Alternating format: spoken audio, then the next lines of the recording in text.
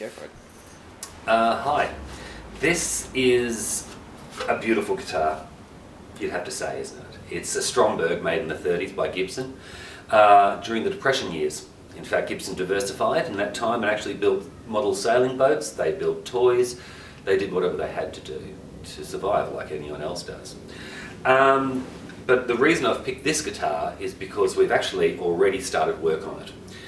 Now, when I say started work, I mean that when we restore any of these instruments, we call it a back-off restoration. In plain words, we take the back off. Voila. We then take off the original, what we call ladder bracings, which just go laterally, and then we replace it with a more modern, structurally stronger X bracing. Now, that is what we're starting with right there. We've just replaced, we've ripped out the old ladders. We've now started the X brace.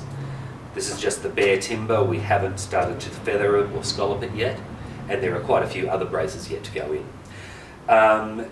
If you look at the associated pictures, you'll actually see a shadow where the old ladder braces were.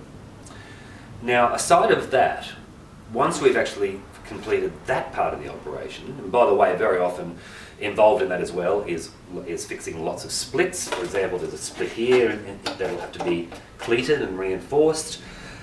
Bridge plate, there's a lot more than just doing, if we could actually do just the bracings, we'd be knocking these out left, right and centre, but that ain't the way it goes. So, once that's done, the next thing will happen, the neck will come off, that will be removed.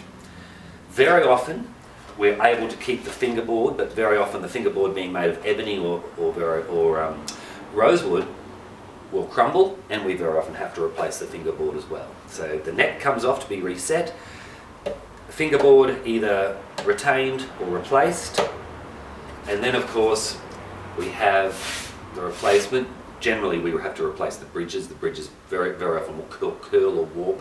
It's not worth mucking around with trying to actually fix something that's going to continue to be a problem. So they get replaced. Things like binding around the edges here that are loose or that have gone.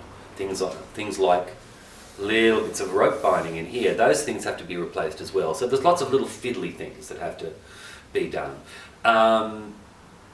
The devil's in the detail at the end of the day. Then of course we overspray the instrument to protect the lacquer that's actually on here, because given time this lacquer will crack and start to fall off. Like any old piece of antique furniture, it needs to be protected and it needs to be re-adhered, and that's where the overspray comes in.